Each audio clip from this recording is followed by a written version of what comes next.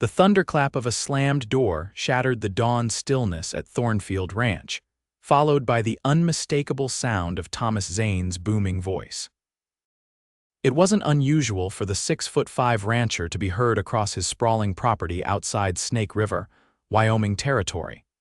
But on this particular morning in 1878, his anger held an edge that made even the most seasoned ranch hands keep their distance. Grace Nellis kept her head down, focusing on the bubbling pot of coffee and the biscuits browning in the oven of the massive cast-iron stove. She'd arrived at Thornfield 3 weeks ago, grateful for the position as cook that would keep her fed and housed through the approaching winter. At 24, she'd learned that gratitude and invisibility often went hand in hand. Those men from the Blackwater outfit think they can water their cattle at my stream without consequence. Thomas growled as he stalked into the kitchen, ducking his head beneath the doorframe from habit rather than necessity. His broad-shouldered frame seemed to fill the entire room, and Grace instinctively turned her face away, using the pretense of checking the biscuits. "Coffee's ready, Mr. Zane," she said softly, reaching for a mug with hands that trembled only slightly. "Breakfast in 5 minutes." Thomas grunted acknowledgement, pouring himself a steaming cup before settling his massive frame at the kitchen table. He watched Grace as she moved efficiently around the kitchen, noting how she kept her face averted and her movements careful, as though trying to take up as little space as possible. Something about her behavior nagged at him, tugging at memories he'd rather forget. "Did you sleep well, Miss Nellis?" he asked, his voice gentler than it had been moments before when addressing the ranch hands. Grace nearly dropped the plate of eggs she was carrying. In 3 weeks, this was perhaps the 3rd time he'd addressed her directly about anything other than food. "Yes, sir, thank you for asking." She set the food on the table, keeping her eyes fixed on the placement of the plate rather than meeting his gaze. Thomas frowned. "You're favoring your right side this morning." Grace froze, her hand instinctively rising to adjust the high collar of her dress. "Just a bit stiff from sleep, Mr. Zane. Nothing to concern yourself with." The rancher's frown deepened as he noticed how she turned to reach for more biscuits, wincing slightly with the movement. The morning light streaming through the kitchen window caught her profile, illuminating what looked like the shadow of a bruise high on her cheekbone, poorly concealed with face powder. "Miss Nellis," Thomas said, setting down his coffee cup with deliberate care. "Would you care to explain how you came by that mark on your face?" Grace paled, her fingers gripping the edge of the counter. "I'm clumsy, sir. Banged into the doorframe last night when I was bringing in firewood. And I suppose the doorframe grabbed your arm too?" Thomas asked quietly, nodding toward the distinct finger-shaped bruises visible on her wrist where her sleeve had pulled back. Grace tugged her sleeve down hastily. "It's nothing, Mr. Zane, truly." Thomas rose slowly from the table, his 6'5" frame seeming even more imposing in the confines of the kitchen. But instead of approaching her, he moved to the window, staring out at the ranch yard where his men were preparing for the day's work. "My mother had a habit of walking into door frames too," he said after a long silence. "At least, that's what she told the neighbors. My father was careful like that, never marked her where people would notice, until the time he wasn't careful and she didn't survive it." Grace stood utterly still, hardly daring to breathe. "I've seen Milton Falk from town riding out this way twice now," Thomas continued, his voice deceptively conversational. "Both times you've seemed different afterward, quieter, more careful about how you move." "Mr. Falk has been kind enough to bring me letters," Grace said hurriedly, "from my cousin in Cheyenne." Thomas turned to face her then, his green eyes surprisingly gentle in his weathered face. "Miss Nellis, I've built this ranch from nothing into the most prosperous spread in 3 counties. I did it by knowing when I'm being lied to." A tear slipped down Grace's cheek before she could catch it. She brushed it away quickly, the motion revealing another bruise on her forearm. "He said he'd kill me if I told anyone," she whispered, the words escaping before she could stop them. Thomas's jaw tightened, but his voice remained calm. "You have my word that won't happen. Not on my land, not under my protection." Grace's laugh was hollow. "Your protection ends at the boundaries of Thornfield, Mr. Zane. Milton's father owns half the businesses in Snake River, including the boarding house where I stored my belongings. I have nowhere else to go." Thomas crossed the kitchen in 3 long strides, stopping a respectful distance from her. "There is one solution," he said, his voice gruff. "One that would put you permanently beyond Milton Falk's reach." Grace looked up at him warily. "Marry me," Thomas said bluntly. "Take my name. No one in the Wyoming Territory would dare touch my wife." Grace stared at him in shock. "Mr. Zane, you can't be serious." "I'm always serious about protecting what's mine," he replied. "And I'm proposing that you become mine in name at least until this situation resolves itself." "A marriage of convenience?" Grace asked, her voice barely audible. Thomas nodded. "You'd have the protection of my name and this ranch.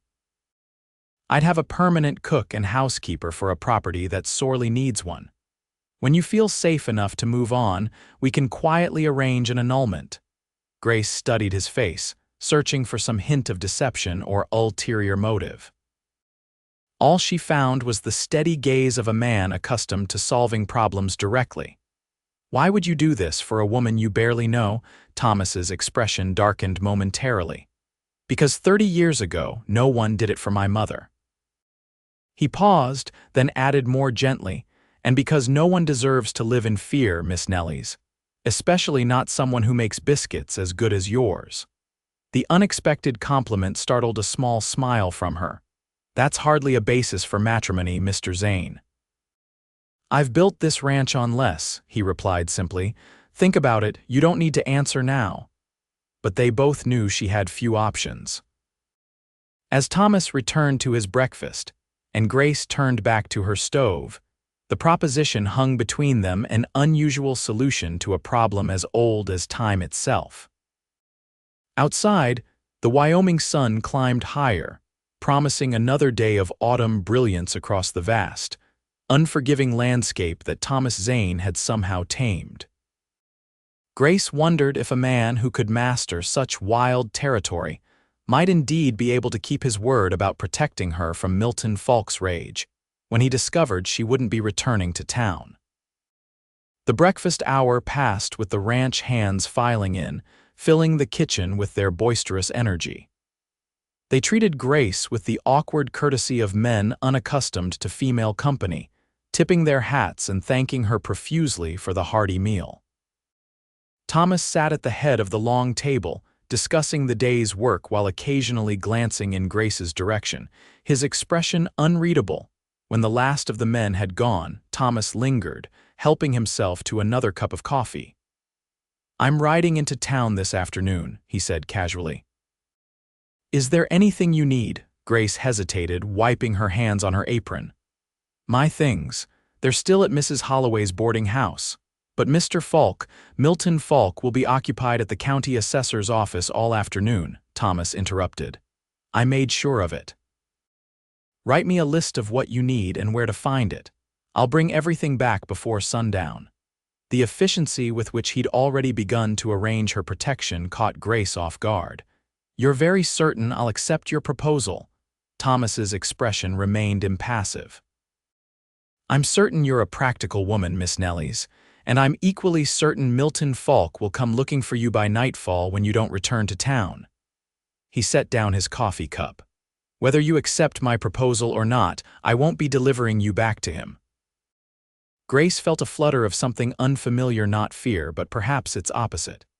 "Then I should write that list." Thomas nodded, rising to his full height.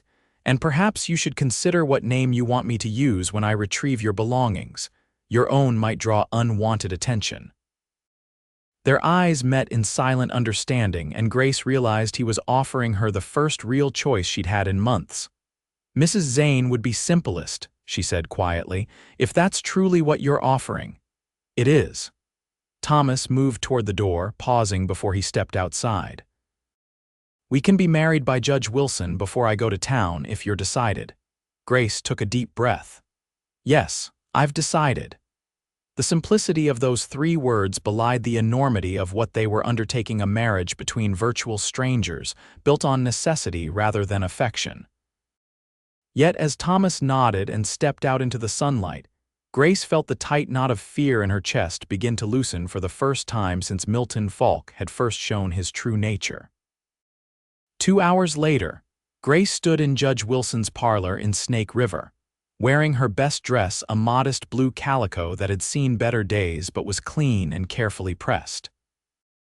The judge's wife, a plump, friendly woman in her 60s, had fussed over Grace's hair, weaving a ribbon through the simple braid and declaring it perfectly suitable for a bride.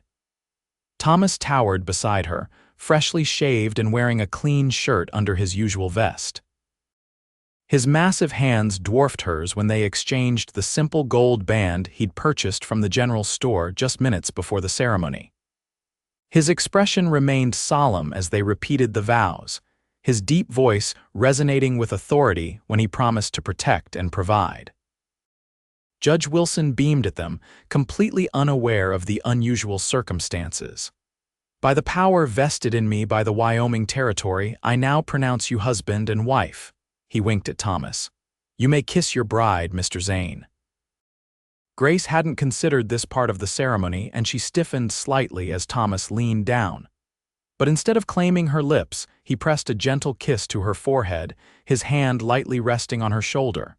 "Thank you, Judge Wilson," Thomas said, shaking the older man's hand. "Mrs. Zane and I appreciate your assistance on such short notice." Mrs. Wilson sighed happily. "It's about time you settled down, Thomas. This ranch has needed a woman's touch since you built it." She patted Grace's hand.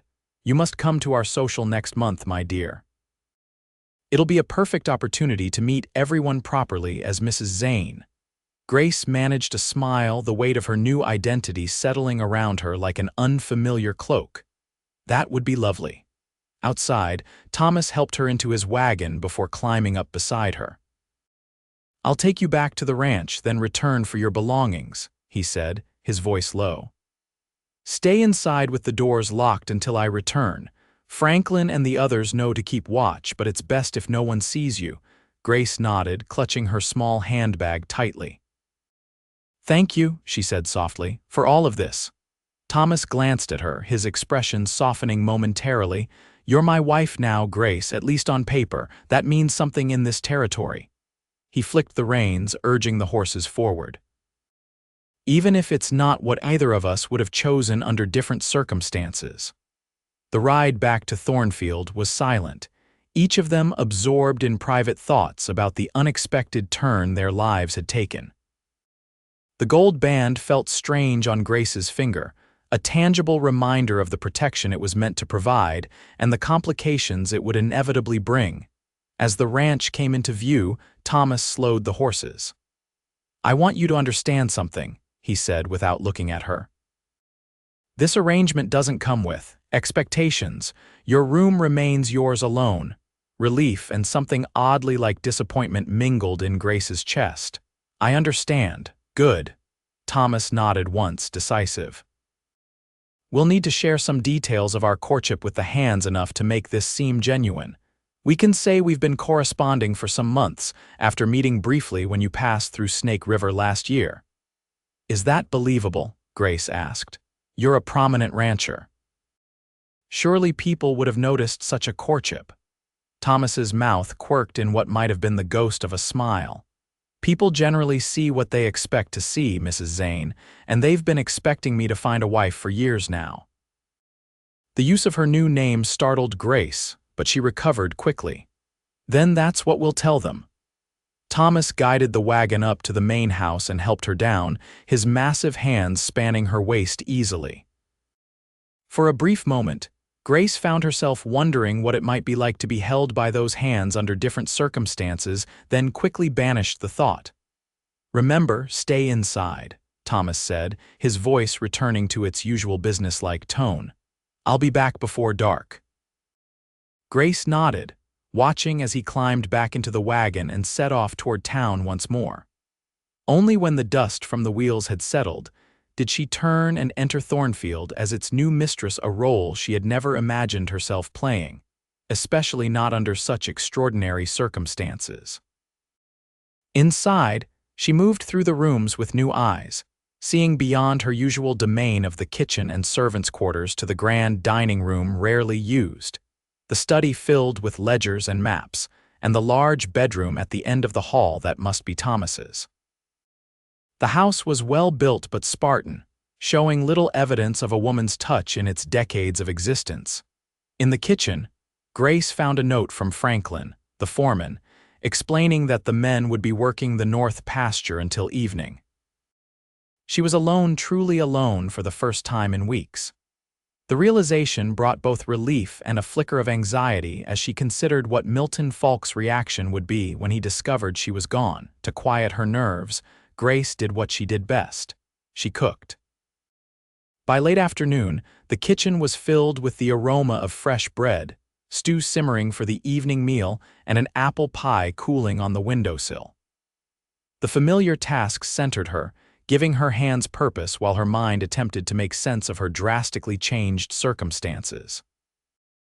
As the sun began its descent toward the western horizon, Grace heard the rumble of wagon wheels approaching. She moved to the window, her heart racing until she recognized Thomas's broad-shouldered silhouette against the orange sky. Beside him on the wagon seat was a pile of trunks and bags, her meager possessions rescued from Mrs. Holloway's boarding house. Grace hurried outside, forgetting Thomas's instructions in her eagerness to reclaim her belongings. "You got everything," she exclaimed, counting the familiar trunks. Thomas's expression darkened as he jumped down from the wagon. "Get back inside," he said sharply, his eyes scanning the perimeter of the ranch yard. Now Grace, the urgency in his voice propelled her back toward the house, but she paused at the door. "What's wrong?" "Milton Falk left the assessor's office earlier than expected," Thomas said grimly, beginning to unload her trunks with efficient movements. "He was at the boarding house when I arrived. Mrs. Holloway told him you'd married me this morning." Grace's blood ran cold. "Did he follow you?" "Not yet." Thomas carried 2 trunks at once up the porch steps. "But he will. Go inside, bolt the door, and stay away from the windows." Grace obeyed, her hands trembling as she secured the heavy wooden bolt across the front door. Through the window, she watched Thomas unload the last of her belongings and lead the horses and wagon around to the barn, his movements calm but purposeful. Minutes later, he entered through the kitchen door, the scent of leather and dust clinging to him as he moved to check that all entrances to the house were secured. Only when he was satisfied did he return to the kitchen, where Grace stood clutching a dish towel like a shield. "I'm sorry," she whispered. "I've brought trouble to your home." Thomas shook his head, removing his hat and running a hand through his dark hair. "Trouble was coming regardless. Better to face it here on my terms than elsewhere." He noticed the stew bubbling on the stove and the fresh baked bread on the table. "You've been busy." "Cooking helps me think," Grace admitted. "Are you hungry?" Thomas nodded, settling his large frame at the kitchen table. "Famished, and we should discuss how to handle Falk when he arrives." Grace ladled stew into a bowl, her hands steadier now that there was a task to focus on. "Do you really think he'll come all the way out here?" "I know he will." Thomas accepted the bowl with a nod of thanks. Men like Milton Falk don't accept losing what they consider their property. His eyes flicked to the fading bruise on her cheek. "I suspect you know that better than most." Grace touched her cheek self-consciously. "He wasn't always like that. When we first met, he was charming, said all the right things to a woman alone in a new town." Thomas broke off a piece of bread. "How did you come to Snake River?" "My parents died of influenza last winter," Grace explained, sitting across from him with her own bowl. "Our farm in Nebraska wasn't profitable enough to keep, so I sold what I could and came west, looking for work. Mrs. Holloway needed help at the boarding house, and Milton's father owned the building. Milton started calling on me almost immediately." "And when did he first hit you?" Thomas asked bluntly. Grace stared into her stew, the memory rising unbidden. 2 months ago. I'd received a letter from an old friend that mentioned a male acquaintance. Milton read it without my permission and accused me of impropriety. She looked up, meeting Thomas's steady gaze. There was nothing improper about the letter. My friend was simply sharing news from home. Thomas's jaw tightened, but his voice remained even. And afterward, he apologized profusely, brought flowers, swore it would never happen again. Grace's laugh was hollow. I believed him. The second time, I made excuses for him. By the third time, I knew I needed to leave, but he'd convinced Mrs. Holloway to hold my belongings as security against room and board I supposedly owed. And then you found work here, Thomas concluded. Grace nodded. Your foreman came into town looking for a cook. I applied immediately, telling Milton it was temporary, just to earn money to pay my debt. I planned to save enough to leave on the next eastbound stage. She hesitated. But Milton discovered I was sending letters inquiring about positions in Denver. That's when. She gestured vaguely to her bruised arms. Thomas set down his spoon, his expression hardening. No man has the right to treat a woman that way, regardless of their relationship. Many would disagree with you, Mr. Zane, Grace said softly. Thomas, he corrected. If we're to convince others our marriage is real, you should use my given name. He pushed his empty bowl aside. And those who would disagree are wrong. My father taught me that lesson with his fists, but it was my mother who showed me the truth of it with her suffering. The raw honesty in his voice created a momentary bridge between them, two people shaped by violence they hadn't deserved. Before Grace could respond, the sound of approaching hoofbeats shattered the quiet. Thomas rose swiftly, moving to the window with the practiced stealth of a man accustomed to potential danger. Stay here, he instructed, reaching for the rifle mounted above the door. It's Falk, and he's not alone. Grace's heart hammered against her ribs as Thomas stepped onto the porch, the rifle held casually but visibly in his massive hands. Through the kitchen window, she could see Milton Falk and two other men reining in their horses at the edge of the yard. Evening, gentlemen, Thomas's deep voice carried clearly in the still air. You're a long way from town at this hour. Milton Falk, a handsome man of medium build with carefully groomed blonde hair, dismounted with the fluid grace that had first attracted Grace's attention months ago. I've come for my fiancée, Zane. Step aside. I'm afraid you're mistaken, Thomas replied evenly. There's no one of that description here. Don't play games with me, Milton spat. Mrs. Holloway told me everything. You came for Grace's things, claiming to be her husband. He took a step forward, hand resting ostentatiously on his holstered pistol. Whatever she's told you is lies. The woman's delusional, been making up stories about me for weeks. Thomas didn't move, his towering frame blocking the porch steps. The only delusional person I see is the man who thinks he can ride onto my property and make demands. Judge Wilson married Mrs. Zane and me this morning with all legal documentation filed at the county office. You're trespassing, Falk. Milton's face contorted with rage. She's mine. I spent months courting that woman, investing my time and money. You can't just, a woman isn't property to be claimed, Thomas interrupted, his voice deceptively calm. Nor is she an investment to be recouped. My wife has made her choice. I suggest you respect it and leave while you still can. The two men with Milton shifted uncomfortably, clearly unprepared for the steel in Thomas's voice or the easy way he held the rifle, not pointing it directly at them, but leaving no doubt he would use it if necessary. This isn't over, Zane, Milton snarled. That woman has stolen from me, spread lies about me in town. She needs to answer for her actions. The only one who will answer for their actions is the man who put bruises on my wife, Thomas replied, his voice dropping dangerously.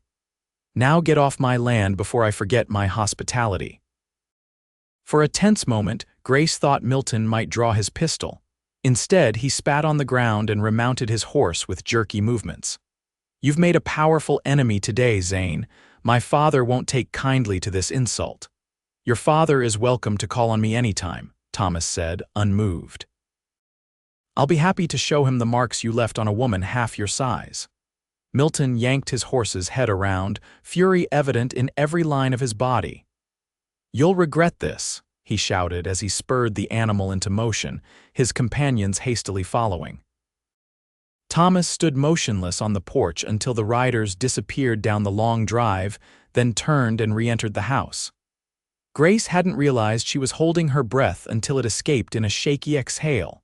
"He'll be back," she whispered, wrapping her arms around herself.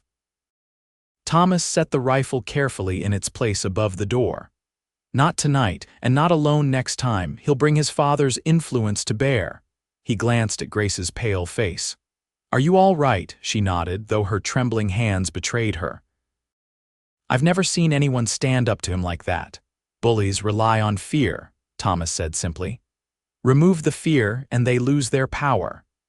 He moved to the stove, serving himself another bowl of stew with the casual air of a man who hadn't just faced down 3 armed riders.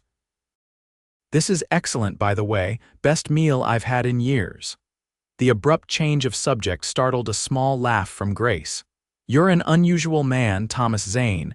He looked up, a hint of warmth softening his weathered features. "So I've been told, Mrs. Zane, so I've been told." As they finished their meal in companionable silence, Grace found herself studying her new husband's face, noting the small scar near his right eyebrow, the creases at the corners of his eyes that suggested he smiled more than she'd witnessed, the strong line of his jaw partially hidden by his neatly trimmed beard. He was an imposing figure, certainly, but there was nothing of Milton's cruelty in his steady gaze. For the first time in months, Grace allowed herself to believe that perhaps, just perhaps, she might find safety in this strange arrangement after all. The sound of men's voices and the clatter of horses announced the return of the ranch hands as dusk deepened into night. Thomas rose from the table, gathering both their bowls. "I'll explain the situation to Franklin and the others," he said. "They should know to be watchful, and they'll need to hear our story of how we came to be married." Grace nodded, suddenly nervous about facing the ranch hands as their employer's new wife. "What should I say when they ask about our courtship?" Thomas considered for a moment. "The truth often makes the best foundation for any necessary fiction.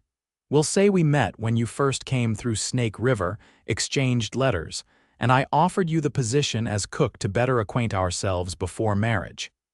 He shrugged his broad shoulders. "Simple, believable, and requires minimal elaboration." "And Milton?" Grace asked hesitantly. "A jealous suitor you rejected before accepting my proposal," Thomas replied. "No need to mention his violence that remains private unless you choose to share it." He moved toward the door, then paused. "Your things are in the blue bedroom at the end of the hall. I had Franklin's wife air it out last month, though I hadn't planned on a guest quite so soon." "Thank you." Grace hesitated, then added, "For everything, Thomas, I know this isn't what you envisioned for yourself." Something unreadable flickered across his face. "We rarely get exactly what we envision, Grace. Sometimes we get something unexpected instead." With that cryptic statement, he stepped outside to meet his returning men, leaving Grace to ponder the strange twist of fate that had made her, however nominally, the mistress of Thornfield Ranch. The next week passed in a blur of adjustment as Grace settled into her new role. The ranch hands, after their initial surprise and awkward congratulations, accepted the hastily constructed narrative of Thomas and Grace's courtship with little question. Most seemed pleased to see their taciturn boss married, especially to the woman whose cooking had already improved their daily lives. Franklin's wife, Alina, rode out from her home in town to call on Grace, bringing fabric for curtains and offering friendship that Grace desperately needed. A capable Mexican woman in her 40s, Alina had married Franklin 10 years earlier, and her practical advice about managing Thornfield's household proved invaluable. "Thomas is a good man," Alina told Grace as they sat stitching in the parlor one afternoon. "Hardworking, fair to his men, respected in the territory, but lonely, I think, since his mother died." Grace's hands stilled. "He mentioned his mother died violently." Alina nodded, her expression solemn.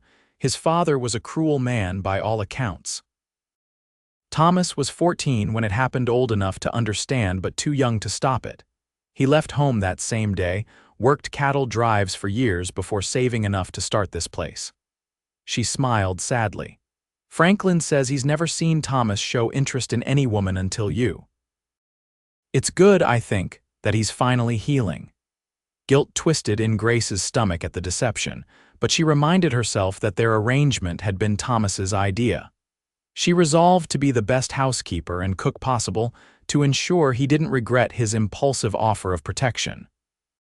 For his part, Thomas maintained a respectful distance, treating Grace with unfailing courtesy but never presuming upon their legal relationship.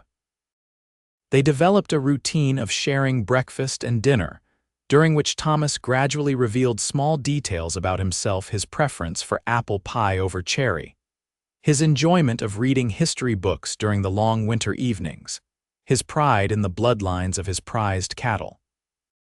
In return, Grace shared fragments of her own past: her childhood on a Nebraska farm, her mother's lessons on bread making, her dreams of someday operating a small restaurant of her own. These quiet exchanges built a foundation of tentative friendship between them, softening the awkwardness of their unusual arrangement. But the shadow of Milton Falk loomed over their developing companionship. Thomas doubled the night watch around the ranch, and Grace never ventured beyond the yard without Thomas or one of the trusted ranch hands accompanying her. News filtered back from town that Milton was spreading rumors about Grace's character and claiming Thomas had stolen his intended bride. "His father's making inquiries about our marriage certificate," Thomas informed Grace 10 days after their hasty wedding. They sat in the parlor after dinner, Grace mending shirts while Thomas reviewed his ledgers. "Judge Wilson assured me everything is legally binding, but Archibald Falk has considerable influence in the county." Grace set aside her mending. "Do you think he could have our marriage invalidated?" "No," Thomas said firmly. "But he could make things difficult for us for the ranch if we give him reason." He closed his ledger, studying Grace's concerned expression. "How are you settling in? Is there anything you need?" The gentle inquiry touched Grace unexpectedly. "I'm well, thank you. Everyone has been kind." She hesitated. "Thomas, I've been thinking about our arrangement." He raised an eyebrow, waiting. "We agreed I would stay until I felt safe enough to move on," Grace continued carefully. "But Milton clearly isn't going to simply accept my departure."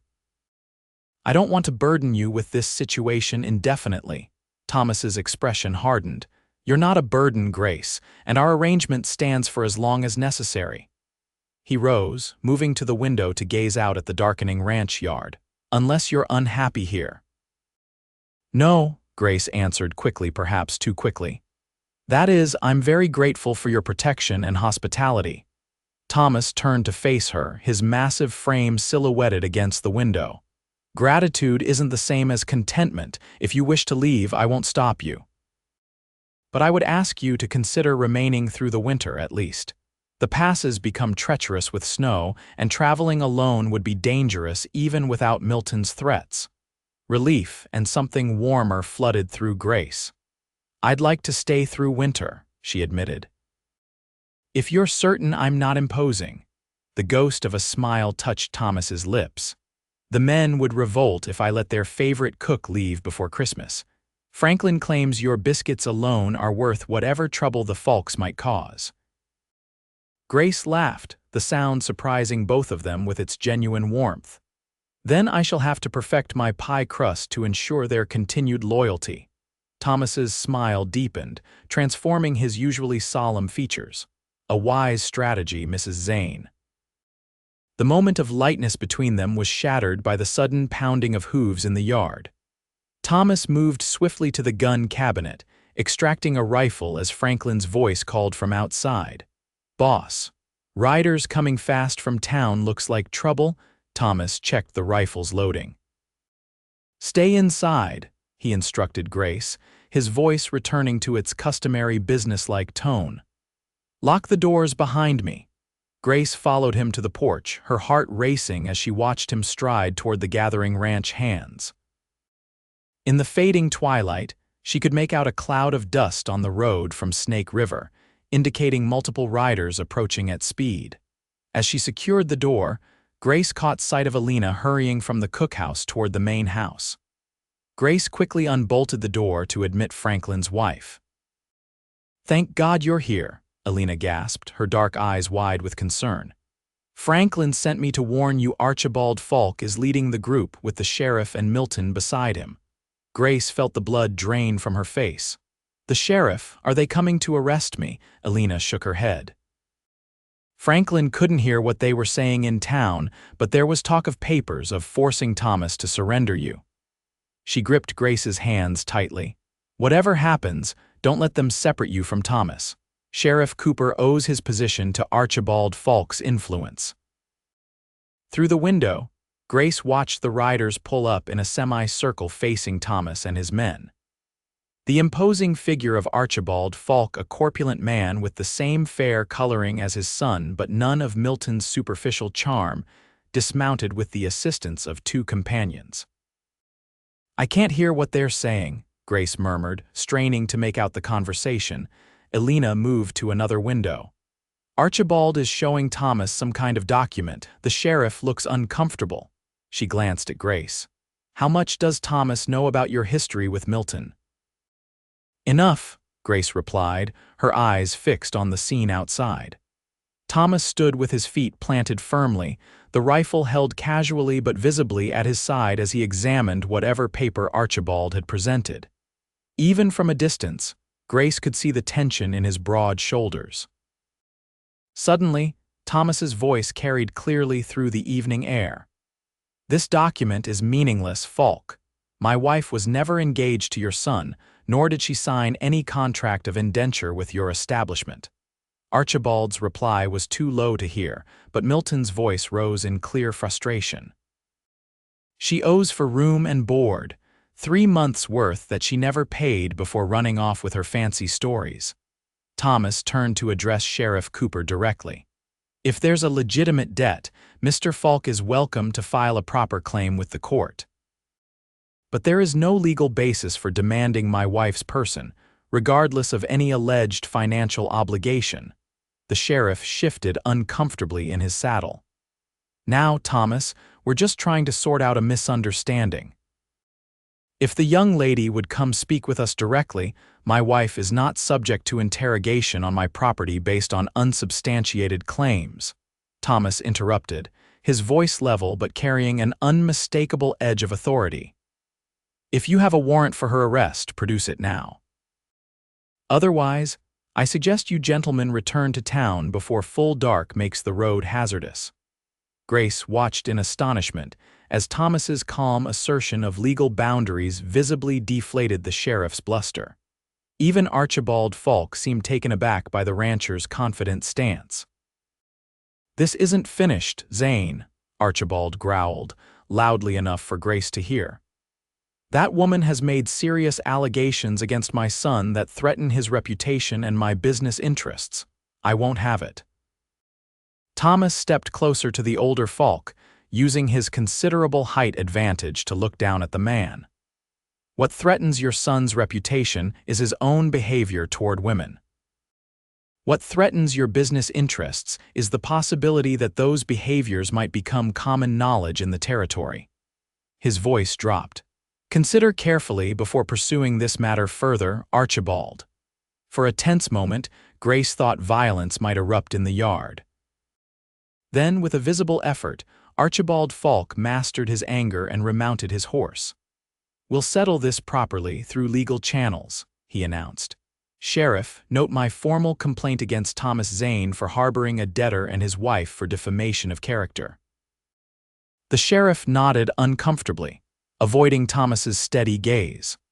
The group wheeled their horses around and departed at a more sedate pace than they had arrived, Milton's rigid posture betraying his fury at the failed confrontation.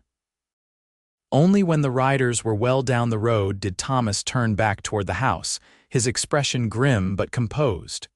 Grace hurried to unbolt the door, meeting him on the porch. "What did the document say?" she asked anxiously. Thomas handed her the paper he'd been holding. "A fabricated engagement contract, supposedly signed by you, with a clause about financial penalties for breaking the agreement." He shook his head in disgust. Crude forgery, but it might have been enough to confuse matters legally if you didn't have the protection of marriage. Grace examined the document, her hands trembling with anger rather than fear. He forged my signature. How dare he? Men like the Falks believe money and influence entitle them to whatever or whoever they want, Thomas said quietly. They're not accustomed to being refused. Alina joined them on the porch, her expression concerned. They'll try again, won't they? Thomas nodded, his gaze fixed on the darkening horizon where the riders had disappeared. Yes, but not tonight. He turned to Grace, his expression softening slightly. You should rest. We'll discuss our next steps in the morning. After Alina departed with Franklin, Thomas insisted on checking all the doors and windows before retiring. Grace found herself lingering in the parlor, reluctant to be alone with her thoughts. Do you think they'll try to force their way in during the night? She asked as Thomas returned from securing the back door. No, he answered confidently. Archibald Falk is many things, but he's not stupid. A direct assault on my property would unite every rancher in the territory against him, regardless of the reason. He paused, studying her tense posture. You're safe here, Grace. I promised you that. It's not my safety I'm worried about, she admitted. You've made powerful enemies because of me. Your ranch, your men, they could suffer for your generosity. Thomas crossed the room to stand before her, close enough that Grace had to tilt her head back to meet his gaze. My enemies are of my own choosing, just as my friends are. The Falks have been trying to expand their influence over the smaller ranchers for years. This is merely the newest battlefield in an existing war. Grace searched his face, finding nothing but calm resolve in his green eyes. You're a remarkable man, Thomas Zane, she said softly. Something flickered in his expression, surprise, perhaps, or something deeper. I'm just a man who believes in standing against injustice when I see it, he replied, his voice rougher than usual. You should get some rest. Tomorrow may bring fresh challenges. Grace nodded, suddenly aware of how close they were standing, of the subtle scent of leather and pine that seemed to cling to Thomas's clothing. Good night, then, she murmured, stepping back. Good night, Grace, Thomas replied, his gaze following her as she moved toward the stairs. Sleep well. That night, as Grace lay in the comfortable bed of what was now her room, she found herself reflecting on how drastically her life had changed in such a short time.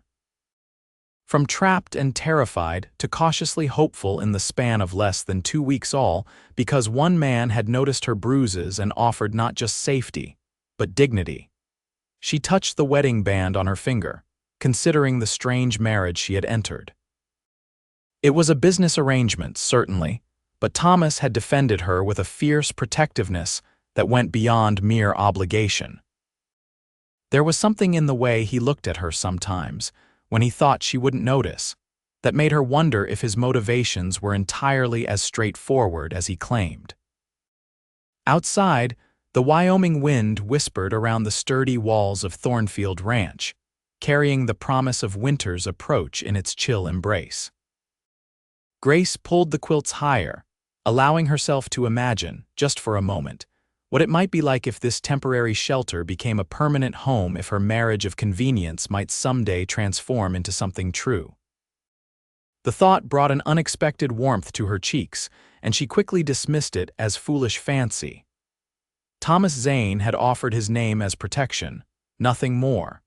To imagine romantic possibilities was to risk disappointment when the time came for their inevitable separation. Yet as sleep finally claimed her, Grace's dreams were filled with the image of Thomas standing firm against her tormentors, his deep voice declaring with absolute conviction, "My wife has made her choice." The following days brought an uneasy calm to Thornfield Ranch. True to Thomas's prediction, the Falks pursued their grievances through legal channels, filing complaints with the territorial court about Grace's alleged debts and Thomas's interference.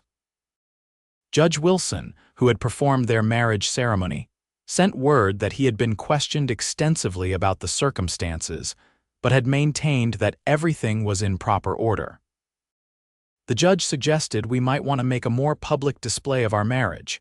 Thomas informed Grace over breakfast a week after the confrontation in the yard. To reinforce the legitimacy of our union in the eyes of the community. Grace set down her coffee cup, considering this development. What sort of display did he have in mind? The harvest social is next Saturday, Thomas replied. Nearly everyone from Snake River and the surrounding ranches will attend. Our presence there together would make a statement. Grace nodded slowly. Milton will be there. Almost certainly, Thomas agreed, along with his father and their supporters, but so will Judge Wilson, Pastor Reeves, and many others who hold no love for the Falk's business practices. He studied her face. I won't force you to go if you're uncomfortable. We can find another way to establish our standing. Grace straightened her shoulders. No, we should attend. Hiding away only gives credence to their accusations. She managed a small smile. Besides, I've been working on a new apple pie recipe that would be perfect for the social's dessert competition. Thomas's expression warmed with approval. Mrs. Zane's Thornfield apple pie. I can think of no better way to announce your position as my wife.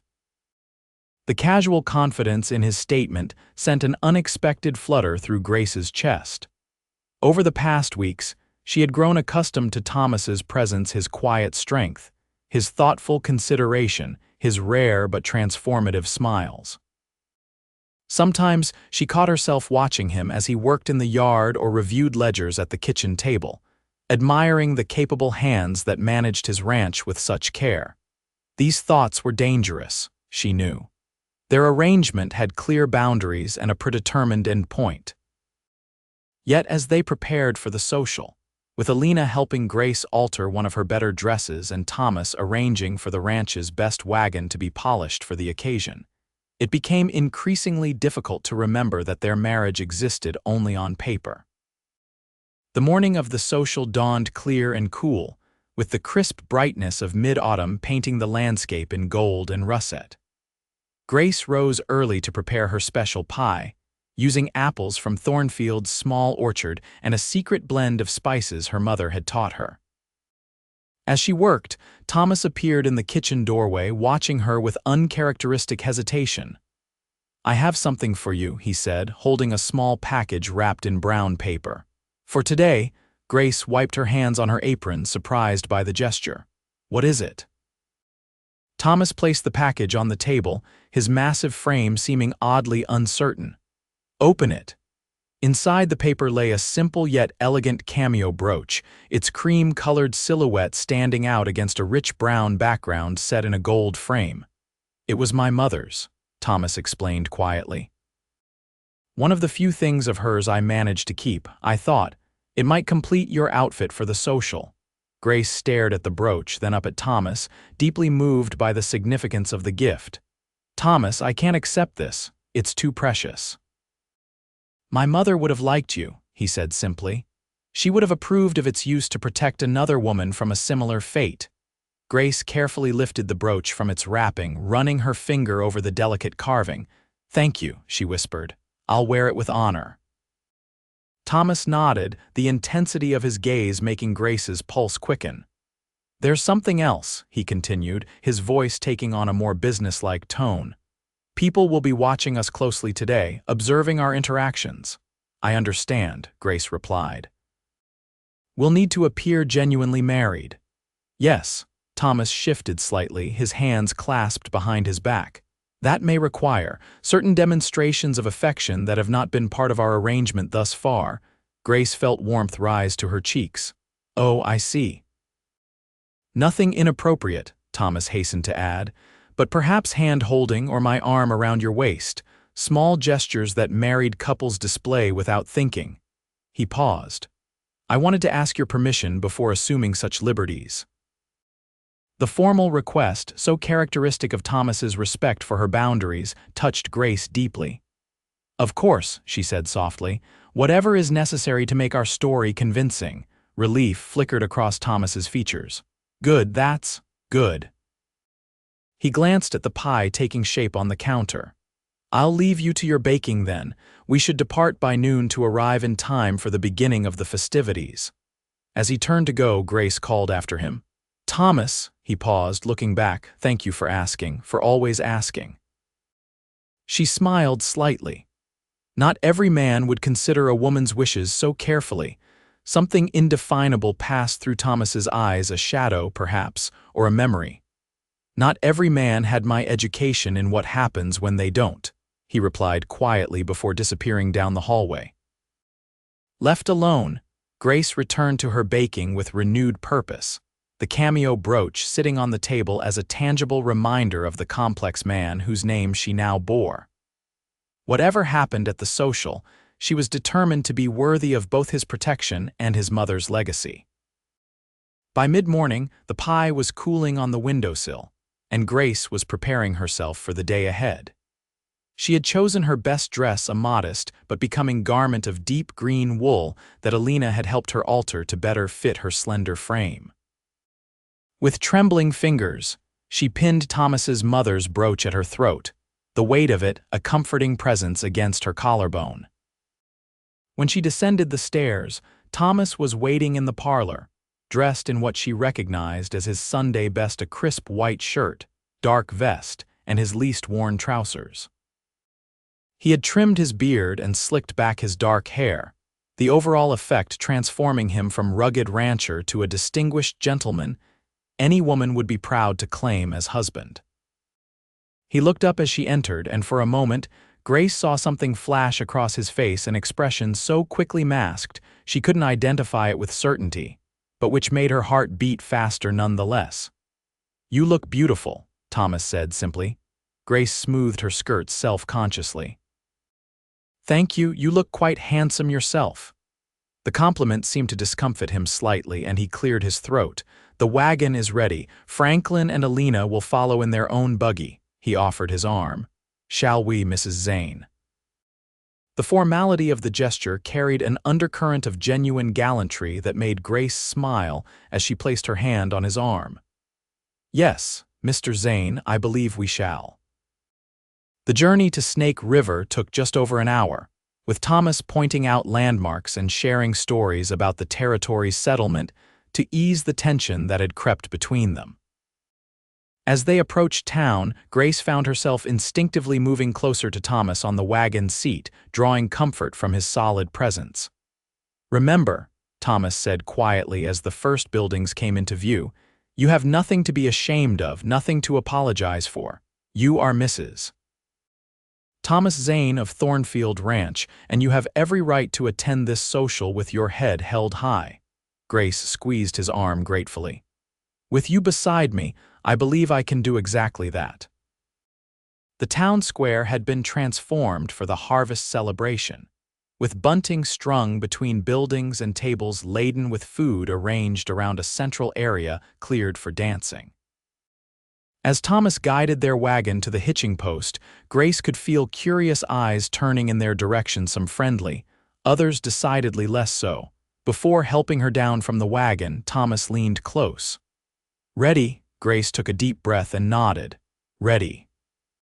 His massive hands spanned her waist as he lifted her effortlessly to the ground, the casual display of strength, reassuring rather than intimidating. When her feet touched earth, he didn't immediately step back but instead offered his arm again, his expression calm but watchful as he surveyed the gathering. Their entrance created the ripple of interest Thomas had predicted. Conversations paused, heads turned, and whispers followed in their wake as they made their way toward Judge Wilson and his wife, who stood near the refreshment table. "Thomas, Mrs. Zane," the judge greeted them warmly, his wife beaming beside him. "We're delighted you could join us today." "Wouldn't miss it, Judge," Thomas replied, his hand coming to rest at the small of Grace's back in a gesture that appeared casual but sent warmth spreading through her. "Grace has entered her apple pie in the competition." "Wonderful," Mrs. Wilson exclaimed. "I've been telling everyone about your lovely bride, Thomas. So many people are eager to meet her properly." As if on cue, several of the town's prominent women approached, their curiosity evident beneath their polite greetings. Grace found herself passed from one introduction to another, fielding questions about her background, her courtship with Thomas, and her adjustment to ranch life with as much composure as she could muster. Thomas remained close, his protective presence a constant as they navigated the social minefield. When Milton and Archibald Falk entered the square some time later, Grace felt Thomas's hand tighten slightly at her waist, but his expression revealed nothing of his tension. "They're watching us," Grace murmured as Thomas guided her toward the punch bowl. "Let them," he replied calmly. "We have nothing to hide." As he handed her a cup of punch, their fingers brushed, and Grace was startled by the jolt of awareness that shot through her at the simple contact. Thomas's eyes met hers over the rim of her cup, and for a moment the bustle of the social seemed to recede, leaving them in a bubble of unexpected intimacy. The spell was broken by Pastor Reeves announcing the start of the dancing. Thomas set down his cup, his gaze still holding Grace's. "Would you do me the honor, Mrs. Zane?" he asked formally, extending his hand. Grace placed her hand in his much larger one, allowing him to lead her to the cleared area where other couples were already assembling. "I should warn you, I'm not much of a dancer," she admitted quietly. Thomas's mouth curved in a rare smile. "Fortunately, neither am I. We can be awkward together." But as the music began and Thomas's arm encircled her waist, Grace discovered that despite his self-deprecation, he moved with surprising grace for such a large man. His hand at her back guided her gently through the simple steps of the country dance, his green eyes never leaving her face. "Everyone is staring," Grace whispered as they turned in the pattern of the dance. "Not at us," Thomas corrected softly. "At you, you outshine every woman here." The unexpected compliment brought color to Grace's cheeks. "You don't need to flatter me, Thomas. There's no one close enough to hear." Something flickered in his eyes, hurt, perhaps, or disappointment. "It wasn't flattery," he said simply. Before Grace could respond, the dance ended, and they were separated by the changing pattern as partners switched for the next song. Grace found herself paired briefly with Judge Wilson while Thomas partnered Mrs. Holloway from the boarding house. "You've brought quite a change to our Thomas," the judge commented as they moved through the steps. "I haven't seen him attend a social in years, let alone dance." Grace's eyes sought Thomas in the crowd, finding him easily due to his height. "He's been very kind to me," she said carefully. Judge Wilson smiled knowingly. "Kindness is one thing, the way he looks at you is quite another." He patted her hand as the music drew to a close. "Whatever brought you two together, my dear, I believe it was Providence." As the afternoon wore on, Grace began to relax, buoyed by the generally warm reception from most of the townspeople and Thomas's steadfast presence. Even the occasional cold glare from Milton or his father couldn't diminish the unexpected joy. She found in this public outing the first time in months she had moved freely among people without fear, shadowing her every step. The dessert competition judging brought a moment of pride when her Thornfield apple pie was awarded second place, losing only to Mrs. Peterson's legendary blackberry cobbler, which had taken first prize for 5 consecutive years. "Robbed," Thomas muttered good-naturedly as they accepted congratulations. "Clearly yours was superior." Grace laughed, the sound drawing more than one approving glance from the older women nearby. "There's always next year," she replied without thinking, then caught herself, remembering the temporary nature of their arrangement. Thomas's expression sobered slightly, but before he could respond, a commotion near the punch bowl drew their attention. Milton Falk's voice rose above the general conversation, his words slurred with what was clearly more than punch. "I'm just saying what everyone's thinking," he declared loudly. "Zane's so-called marriage is nothing but a sham to cover up the fact that he stole my intended." A hush fell over the gathering as all eyes turned toward Thomas and Grace. Grace felt herself shrink instinctively against Thomas's side, mortified by the public scene. Thomas's arm tightened around her waist. "Ignore him," he murmured. "He's trying to provoke a reaction." But Milton was not to be deterred. Spotting them across the square, he pointed an accusing finger. Ask her about the promises she made to me before running off to Thornfield." He took a staggering step forward. "Or better yet, ask her to explain the bruises she claimed I gave her lies to cover her own shameful behavior." Sheriff Cooper moved to intercept Milton, but the damage was done. The whispers resumed with renewed vigor, and Grace felt the weight of suspicious glances from some of the gathered townspeople. "Perhaps we should leave," she whispered to Thomas, humiliation burning in her chest. Thomas shook his head slightly, his expression calm but determined. "No. If we leave now, his accusations will fester in people's minds." He turned to face her fully, his massive frame effectively shielding her from the curious onlookers. "Do you trust me, Grace?" The intensity in his green eyes made her heart skip. "Yes," she answered without hesitation. Thomas nodded once, then bent his head to whisper in her ear. "Then follow my lead and forgive me for taking liberties." Before Grace could question his meaning, Thomas cupped her face gently in his large hands and lowered his mouth to hers. The kiss was tender, careful, but unmistakably genuine, not the perfunctory display of affection one might expect for public consumption, but something deeper and more meaningful. Grace's surprise lasted only a moment before she responded, her hands coming to rest against Thomas's chest as she returned the kiss with a sincerity that startled her. For a heartbeat, the social, Milton's accusations, and the watching crowd disappeared, leaving only the warm reality of Thomas's lips on hers and the solid strength of his presence. When they finally parted, Grace was breathless, her cheeks flushed. Thomas's eyes held hers for a long moment before he turned to face the onlookers, his arm remaining firmly around Grace's waist. "My wife and I thank you all for your hospitality today," he announced, his deep voice carrying easily across the now silent square. "Particularly Judge Wilson and Pastor Reeves, who have been so supportive of our marriage." He nodded respectfully to both men. "As for Mr. Falk's accusations, I can only say that a man who would publicly slander a woman's character reveals much more about himself than about his target." A murmur of approval rippled through the crowd, and Grace saw several of the women nodding in agreement. Milton, restrained now by Sheriff Cooper and his own father, looked apoplectic with rage. "Come," Thomas said quietly to Grace. "I believe we've made our point." As they moved toward their wagon, they were intercepted by Mrs. Wilson, who pressed Grace's hand warmly. "Don't you worry about Milton Falk," she whispered.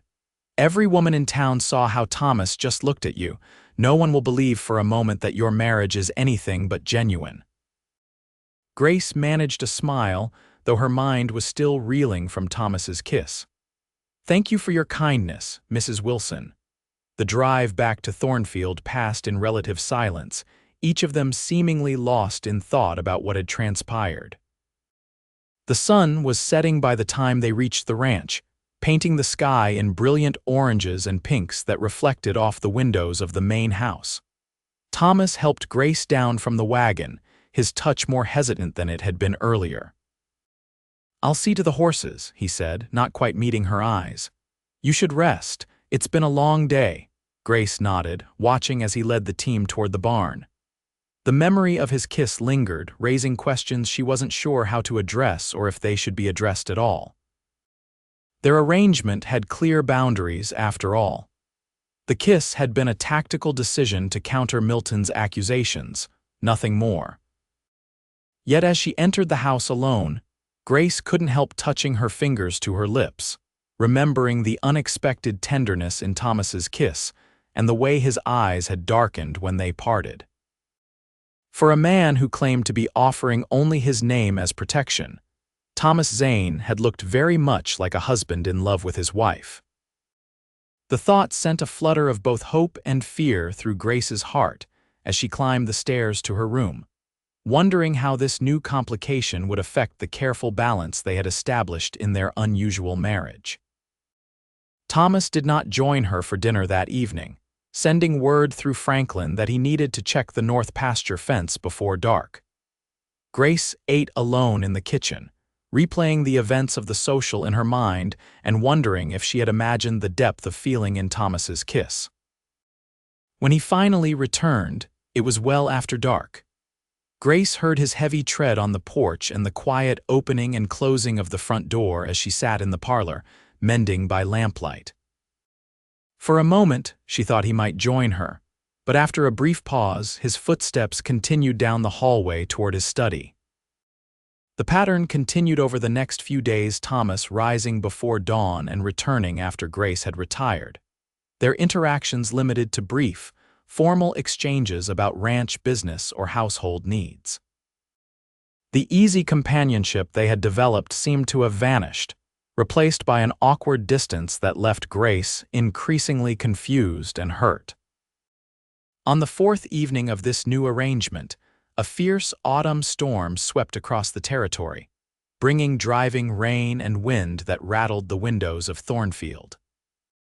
Grace had just finished cleaning up after her solitary dinner when the kitchen door burst open, admitting a drenched and mud-spattered Thomas. "Goodness," Grace exclaimed, hastily grabbing a towel. "You're soaked through." Thomas accepted the towel with a nod of thanks, removing his dripping hat and coat. "Creek's rising," he said tersely. "Had to move the yearlings to higher ground."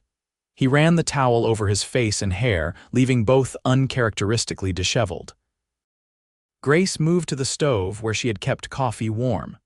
"Sit," she instructed, pouring him a cup. "You need to warm up before you catch your death."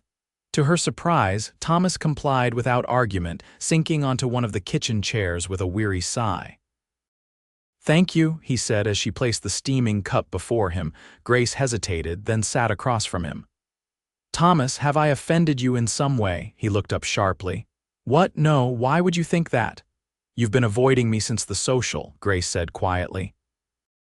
"If it's about the kiss, it's not," Thomas interrupted, then grimaced. "Or rather, it is, but not in the way you're thinking." He stared into his coffee cup as if seeking words there. "I took liberties without proper permission. It was inappropriate." Grace studied his troubled expression, understanding dawning slowly.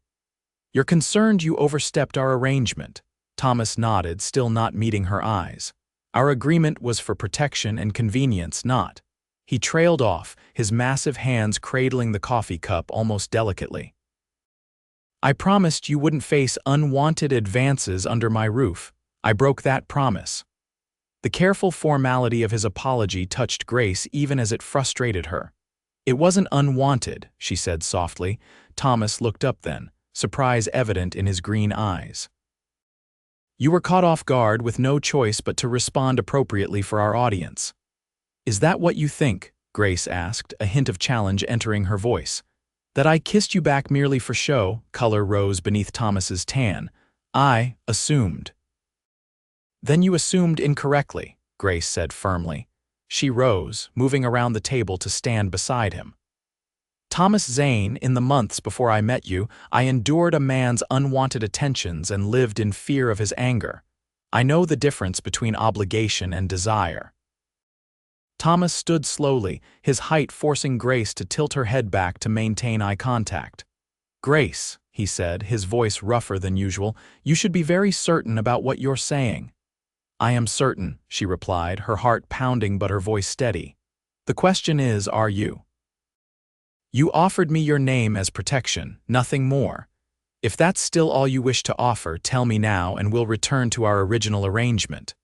For a long moment, Thomas simply looked at her, his expression unreadable. Then with exquisite care he raised one large hand to cup her cheek, his calloused thumb brushing gently across her skin. "From the moment I saw those bruises on your arms," he said quietly, "I wanted to protect you. But it was more than that, even then. There was a strength in you, hidden beneath the fear, that called to something in me." His thumb traced the line of her jaw. "I told myself I was offering only my name, my protection. I tried to believe it was merely duty, merely the right thing to do. And now—" Grace whispered, leaning slightly into his touch. "Now I know it was a lie I told myself," Thomas admitted, his voice low and intense. "Because the truth terrified me, the truth still does." "What truth?" Grace asked, though she thought she already knew the answer. That I'm falling in love with my wife, Thomas said simply. A wife who agreed to marry me for protection, not affection. His hand fell away from her face. I won't hold you to vows spoken out of necessity, Grace. When you feel safe enough to leave, as we agreed, Grace silenced him by raising her hand to his bearded cheek, mimicking his earlier gesture. What if I don't want to leave? She asked softly. What if I'm falling in love with my husband too? The hope that bloomed in Thomas's eyes was like sunrise breaking over the mountains. Grace, he breathed, her name a prayer on his lips. Are you certain? In answer, Grace rose on tiptoe and pressed her lips to his, initiating a kiss that held none of the hesitation or performance of their first embrace. This was a declaration, a choosing, a beginning. Thomas responded with restrained passion, his arms encircling her waist as he bent to accommodate her height. When they finally parted, both breathless, he rested his forehead against hers. This changes our arrangement considerably, he murmured, a hint of humor warming his voice. Grace smiled, her hands resting against the solid wall of his chest. I should hope so, Mr. Zane. Thomas lifted her hand to his lips, pressing a kiss to her knuckles with solemn tenderness. We'll need to take this slowly, he said. Get to know each other properly, as we should have before marriage. Grace nodded, appreciating his continued respect for her boundaries despite this shift in their relationship. Courting after the wedding, how scandalous. Thomas's laugh was deep and rich, a sound she had heard too rarely. Nothing about our story has been conventional. Why start now? Outside, the storm continued to rage, but within the walls of Thornfield, something new and fragile and beautiful had taken root, a love born of unusual circumstances, but growing stronger with every moment of chosen connection. As winter settled over Snake River and the surrounding territory, Thornfield Ranch transformed under the combined influence of the season and its mistress's increasingly confident touch. Grace added curtains to the parlor windows, arranged dried flowers in previously empty vases, and filled the house with the aromas of fresh baked bread and hearty stews that fortified the ranch hands against the bitter cold. Thomas, true to his word, courted his wife with the patient dedication he brought to all his endeavors. He returned from infrequent trips to town with small gifts, a ribbon for her hair, a book of poetry she had mentioned once in passing, a silver thimble to replace her worn brass one. In the evenings, they sat before the fire in the parlor, sometimes reading aloud to each other, sometimes simply talking about their pasts and their hopes. Grace learned about Thomas's difficult childhood, his years working cattle drives across the harshest territories, and his unwavering dream of building a place of his own where he could make the rules and ensure justice prevailed. In turn, she shared stories of her parents' loving marriage, her education at the local schoolhouse where her mother had insisted she learn more than just household skills, and her own dreams of someday creating a place where good food brought people together. You could do that here, Thomas suggested one snowy evening as they sat side by side on the parlor sofa, closer than they would have dared months earlier. Not a restaurant exactly, but perhaps regular dinners for the neighboring ranchers and their families. Thornfield is centrally located, and God knows your cooking would draw people from miles around. Grace considered the idea, warming to it as Thomas outlined possibilities. Would you mind having strangers in your home, our home? Thomas corrected gently. And no, I wouldn't mind. Thornfield was built to be lived in, to be filled with life. He hesitated, then added more softly, with family.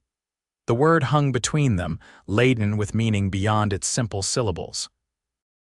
They had not yet discussed children or the physical aspects of marriage, both tacitly agreeing to build a foundation of trust and affection first. But as December turned to January, and the new year of 1879 dawned cold and clear, Grace found herself thinking more often about the future, a future that seemed increasingly entwined with Thornfield and with Thomas. The legal threats from the Falks had diminished after the harvest social, though Milton still glared whenever they encountered him in town. Judge Wilson informed them that Archibald had apparently decided pursuing the matter would bring more negative attention to his son than it was worth, particularly after Mrs. Wilson and several other prominent ladies had made their support for Grace abundantly clear. "It seems you've won the battle," Thomas commented as they drove home from church one Sunday in late January, the sleigh runners gliding smoothly over packed snow. Grace, bundled in the fur-lined coat Thomas had given her for Christmas, leaned against his side for warmth. "Not me," she corrected. "Us, we won it together." Thomas smiled, his arm tightening around her shoulders. "Indeed we did, Mrs. Zane." The easy affection between them had grown steadily over the winter months, with each small touch and tender look building toward something deeper. Yet Thomas maintained a careful respect for Grace's boundaries, never presuming upon their changing relationship, despite the legal rights his position as husband would have granted him in the eyes of society. It was Grace who finally bridged the remaining distance between them, on a night when the temperature had plummeted, and the wind howled like a living thing around the sturdy walls of Thornfield. She had been reading in her room when a particularly fierce gust rattled the window frame, sending a draft of icy air across the floor. Shivering, Grace added another log to her small fireplace, but the chills seemed determined to linger. After an hour of huddling beneath blankets with cold feet and restless thoughts, she made a decision. Wrapping her warmest shawl around her nightgown, Grace padded quietly down the hallway to Thomas's door. She hesitated only briefly before knocking softly. "Thomas," she called, "are you awake?" The door opened almost immediately, revealing Thomas in his nightshirt and trousers, a book in his hand. "Grace, is something wrong?" She shook her head, suddenly shy despite the months of growing closeness between them. "My room is freezing," she said simply. "I thought perhaps." "That is, I wondered if." Understanding dawned in Thomas's eyes, followed swiftly by concern. "Grace, you don't need to, I want to," she interrupted gently. "If you do." Thomas studied her face intently, searching for any hint of hesitation or obligation. Finding none, he stepped back, opening the door wider. "I do," he said quietly. "Very much." Grace entered the room that had been a mystery to her since her arrival at Thornfield. It was larger than hers, dominated by a massive four-poster bed that must have been custom-built to accommodate Thomas's height. A fire burned steadily in the hearth, warming the space to a comfortable temperature. "I can sleep in the chair," Thomas offered, gesturing to a worn leather armchair near the fire. "If you prefer." Grace turned to face him, summoning her courage. "That's not why I came." Thomas's breath caught audibly. "Grace," he said, his voice rough with emotion, "are you certain?" "There's no hurry, no obligation." In answer, Grace moved toward him, closing the distance between them with deliberate steps until she stood close enough to feel the heat radiating from his body. "Thomas Zane," she said softly, "I've been your wife in name for months now. Tonight I want to be your wife in truth." Thomas's control, so carefully maintained for so long, visibly wavered. "If you change your mind at any point, I know," Grace assured him, reaching up to touch his bearded cheek. "You'll stop. I trust you, Thomas, completely." The last restraint between them dissolved with those words. Thomas gathered her gently into his arms, his mouth finding hers in a kiss that held all the pent-up longing of months of growing love. Grace responded with equal fervor, her hands sliding up his broad chest to link behind his neck. When he lifted her as if she weighed nothing, carrying her to the bed with reverent care, Grace felt no fear, only wonder and anticipation. Thomas proved as thoughtful and attentive in this as he was in all things, his strength tempered always by tenderness, his passion guided by careful attention to her responses. In the warm cocoon of Thomas's bed, with snow swirling outside and the fire casting golden light across their entwined forms, Grace discovered the final piece of healing she hadn't known. She needed the knowledge that intimacy could be beautiful, respectful, and joyous, rather than something to be endured or feared. "I love you," Thomas whispered against her hair as they lay together afterward, her head pillowed on his chest. "I've loved you since that day at the social when you stood beside me, facing down the entire town with your head high." Grace smiled, tracing patterns on his skin with her fingertips. "I think I began falling in love with you the moment you noticed my bruises and offered your protection instead of your pity." Thomas captured her hand, pressing a kiss to her palm. "Stay with me tonight," he murmured, "and tomorrow night, and all the nights to come." "All of them," Grace agreed, nestling closer into his embrace. "This is where I belong now." As winter gradually released its grip on the Wyoming Territory and the first tentative signs of spring appeared on the range, life at Thornfield settled into a new rhythm. Grace moved her belongings into Thomas's room, though they maintained separate spaces for dressing and personal items, each still mindful of the other's need for occasional solitude. The ranch hands accepted the deepening of their employer's marriage with knowing smiles but respectful discretion. Franklin, ever the loyal foreman, simply commented that it was about time the boss found some happiness, while Alina tactfully rearranged Grace's former bedroom into a sewing room without being asked. In town, their status as a genuinely married couple was now beyond question. Even Milton Falk had apparently accepted defeat, focusing his attentions on a new young woman who had arrived to teach at the local school. Grace watched this development with concern until Thomas arranged for Judge Wilson's wife to take the teacher under her wing, ensuring she would not face Milton's advances without community support. As April brought warming temperatures and the busy season of spring calving, Grace found herself increasingly tired, occasionally needing to rest in the afternoons between her usual tasks. At first, she attributed it to the increased activity around the ranch, but when the pattern continued into May, accompanied by a distinct queasiness in the mornings, she began to suspect the true cause. She confirmed her suspicions with a discreet visit to the doctor during their monthly trip to Snake River, securing his diagnosis before sharing the news with Thomas. That evening, after the ranch hands had retired to their bunkhouse and the dishes were cleared away, Grace joined Thomas on the porch, where he sat enjoying his customary evening pipe. "It's a beautiful sunset," she commented, settling beside him on the bench he had built wide enough for them to share comfortably.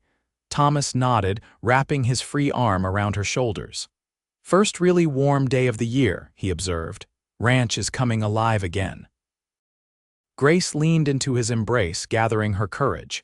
"Speaking of new life," she began carefully, "I visited Dr. Matthews while you were at the bank today." Thomas immediately set aside his pipe, concern evident in his expression as he turned to face her. "Are you unwell?" "Why didn't you tell me you needed to see the doctor?" Grace smiled, taking his large hands in hers. "Because I wanted to be certain before I told you that Thornfield will have a new resident by Christmas." For a moment, Thomas stared at her uncomprehendingly. Then understanding dawned in his eyes, followed by a look of such pure joy that Grace felt tears spring to her own eyes in response. "A baby," he whispered, his voice thick with emotion. "We're having a baby." Grace nodded, laughing through her tears as Thomas gathered her carefully into his arms as if she had suddenly become fragile porcelain. "Yes, a baby, our baby." Thomas pressed his forehead to hers, his massive frame trembling slightly with the force of his emotion. "I never thought." He began, then stopped, overwhelmed. "Grace, I never dared hope for this, for any of this." "Nor did I," she admitted, framing his beloved face between her hands. "When I came to Thornfield, I was simply grateful for safety. I never imagined I would find love, a true home, a future." Thomas kissed her then. A kiss that held promises and dreams and a future neither of them had believed possible before chance or perhaps providence, as Judge Wilson had suggested, brought them together. That night, as they lay in their shared bed, Thomas's hand rested protectively over Grace's still flat stomach, his touch reverent. "I want to build a nursery," he said softly, "off our bedroom and a proper garden for you with vegetables and flowers." And perhaps we should add that dining room you were talking about for those community suppers." Grace smiled in the darkness, covering his hand with hers. "Planning for the future, Mr. Zane?" "Our future," Thomas confirmed, pressing a kiss to her shoulder. "Yours, mine, and this little one's." His voice grew more serious. "I want to give you everything, Grace, everything I never thought I would have to give." "You already have," Grace replied, turning to face him. "You gave me safety when you offered your name. You gave me respect when you asked for permission rather than assuming. You gave me love when I least expected it." She touched his cheek gently. "And now you've given me a family of my own." Thomas's arms tightened around her. "I'll protect you both," he vowed, "always." As Grace drifted towards sleep in her husband's embrace, she reflected on the strange journey that had brought her to this moment of perfect contentment. From a desperate woman hiding bruises beneath high collars to the beloved wife of Thornfield's master and the mother of his coming child, a transformation as profound as the Wyoming landscapes shift from winter's harsh grip to spring's gentle renewal. Outside, a soft rain began to fall, nourishing the awakening earth and promising new growth for the season ahead. Within the sturdy walls Thomas had built, new life was already taking root, a legacy born not of obligation or necessity, but of love freely given and joyfully received. In December of 1879, as the first heavy snows blanketed Thornfield Ranch, Grace gave birth to a healthy son they named William Thomas Zane, after both their fathers.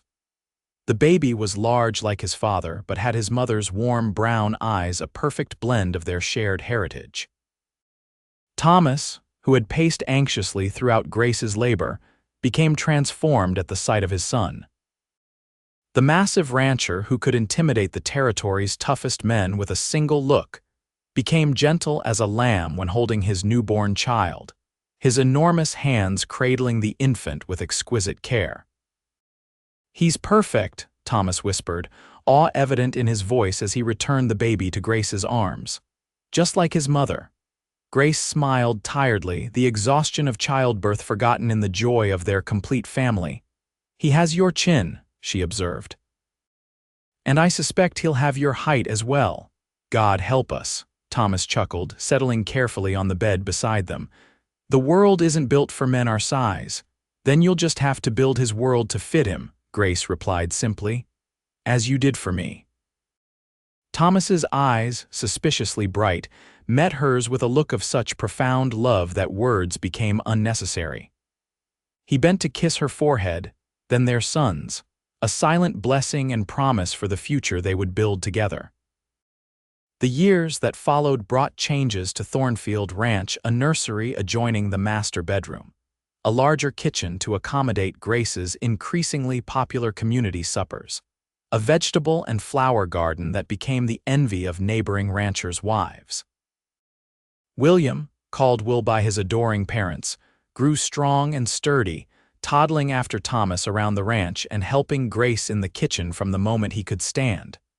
Milton Falk eventually married the schoolteacher, who proved to have a backbone of steel beneath her gentle exterior. Under her influence, Milton's worst tendencies were gradually tempered, though Grace and Thomas remained cautiously distant in their interactions with the couple during town gatherings. In the spring of 1882, Grace gave birth to a daughter they named Elizabeth Alina, after Thomas's mother and their dear friend who had been so supportive from the beginning. Little Ellie, as she was soon called, had her father's green eyes and her mother's delicate features, a combination that prompted Thomas to declare he would need to build an addition to the house just to store the shotguns he'd require when suitors eventually came calling. "She's 3 days old, Thomas," Grace laughed from her bed, where she nursed their daughter while 3-year-old Will examined his new sister with solemn curiosity. "Perhaps we can wait a few years before worrying about suitors." Thomas harumphed, but the tenderness with which he touched his daughter's tiny fingers belied his gruff exterior. "Time moves quickly," he said softly. "It seems like yesterday you stepped off the stage in Snake River looking for work." "And found a husband instead," Grace finished, smiling up at the man who had transformed her life with a simple offer of protection that had blossomed into so much more. By the time their third child, James Franklin Zane, arrived in the summer of 1885, Thornfield had grown from a successful cattle operation to a cornerstone of the community. Grace's seasonal suppers had expanded to include an annual harvest festival held on the ranch grounds, drawing families from miles around for food, music, and camaraderie. Thomas, once known primarily for his imposing size and taciturn nature, was now respected as much for his generosity and fairness as for his business acumen. On a warm evening in September of 1888, as they sat together on the expanded porch watching their children play in the yard, Thomas took Grace's hand in his thumb brushing over the gold band he had placed there a decade earlier. "You ever think about how different things might have been?" he asked quietly. "If I hadn't noticed those bruises that morning," Grace leaned her head against his shoulder, contemplating the question. "Sometimes," she admitted. "But then I look at our children, at this home we've built together, and I can only be grateful that you did." She turned to face him, still finding the same thrill in his green eyes that she had felt when they first truly saw each other. "You offered me your name as protection, Thomas Zane, but you gave me your heart as a gift I never expected." Thomas smiled, the expression coming easily to him now after years of happiness. "And you gave me a family when I thought I'd always be alone." He glanced toward their children while teaching little Jamie to throw a ball while Ellie supervised with the natural authority of a 6-year-old princess. "Who would have thought that a giant rancher and his battered cook would find this kind of happiness?" Grace laughed, the sound carrying across the yard and drawing smiles from their children. "Providence, according to Judge Wilson." "Providence," Thomas agreed, bending to kiss his wife with the same tenderness he had shown her from the beginning. "And the courage of a woman who dared to accept an unusual proposal." As twilight settled over Thornfield Ranch, painting the buildings and grounds in shades of gold and purple, the Zane family gathered on their porch the massive rancher who had once offered his name as shelter, the resilient woman who had found the strength to accept it, and the children who were the living embodiment of the love that had grown from that simple act of protection. In the distance, the mountains stood silhouetted against the fading light, as enduring as the bond between them, a bond forged in necessity, tempered by respect, and transformed by love into something neither could have imagined that morning when Thomas Zane first noticed the bruises on his settler cook and offered her safety and his name.